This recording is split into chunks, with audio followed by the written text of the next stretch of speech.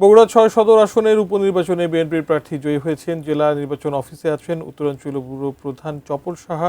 সরাসরি যুক্ত হচ্ছি তার সঙ্গে। চপল সাহা, এই নির্বাচনকে ঘিরে জামায়াত ইসলামের যে প্রার্থী তিনি প্রথম থেকেই অভিযোগ করে আসছিলেন, শেষ পর্যন্ত তো বিএনপির প্রার্থী জয়ী হলেন। তার অভিব্যক্তি বা তার কর্মী সমর্থকরা কি বলছেন আসলে?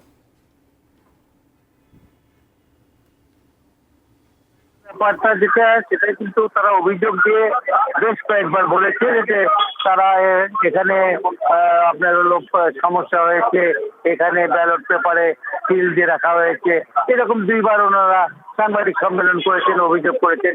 কিন্তু সেটা খুব একটা যে ফলপ্রসূ হয়েছে তা কিন্তু না, কারণ আমরা সবাই জানি যে ভোট কিন্তু মোটামুটি ভাবে সুস্থ এবং নিরপেক্ষ হয়েছে। আর এটা বলতে গেলে আপনাকে বলা উচিত, আমরা জানানো উচিত যে বগুড়ার এই ৬ আসন হলো অত্যন্ত মর্যাদাকর আসন বিএনপির জন্য। বিএনপি এই আসনে বারবার জিতেছে এবং বিএনপির সাবেক চেয়ারপারসন বেগম খালেদা জিয়া এখানে ব্যাপক ভোটে জিতেছিলেন এবং তারপর তারেক রহমান ১২ ফেব্রুয়ারি নির্বাচনেও এখানে কিন্তু বিপুল ভোটে জয়লাভ করেছেন। সেই আসনটি ছেড়ে দেওয়ার পর মানুষের ভিতরে কিন্তু এখন একটি কথাই কাজ করছে, সেটা হলো যে বগুড়ার যে উন্নয়ন, এই উন্নয়ন করতে পারে আপনার তারেক রহমানের এই ছেড়ে দেওয়া ঠিক থেকে রেজাউল করিম বাদশাকে ধানে শীষে ভোট দিতে হবে এবং উনি ধানে শীষে ভোট পেয়ে প্রায় ১,৩৩,০০০-এর উপর ভোট পেয়ে উনি নির্বাচিত হয়েছেন বেসরকারিভাবে। এটা বলতে পারেন যে রেজাউল করিম বাদশা ভোটের দিক থেকে আরো অনেক ভোট পাওয়া উচিত ছিল, কারণ ভোটারের উপস্থিতি কম ছিল।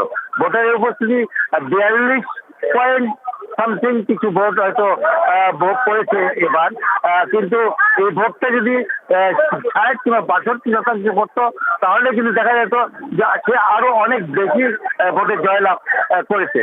কিন্তু তারপরেও এখানে যে ভোটে জয়লাভ করেছে, আপনারা জানেন যে উপনির্বাচনের প্রতি মানুষের একটু যে সত্যিকার অর্থে বলতে কি ভোট দেওয়ার ব্যাপারে অতটা আগ্রহ থাকে না এবং যে কারণে দেখা গেছে সকালের দিকে কিন্তু উপস্থিতি ছিলই না, তারপরে কিন্তু আস্তে আস্তে বেলা বাড়ার সাথে সাথে উপস্থিতি বাড়তে থেকেছে এবং তাতেই কিন্তু মোটামুটি ভাবে দেখা গেছে যে ৪২% উপরে ভোট পড়েছে। তো আরো বেশি ভোট পড়ার কথা কিন্তু পড়েনি।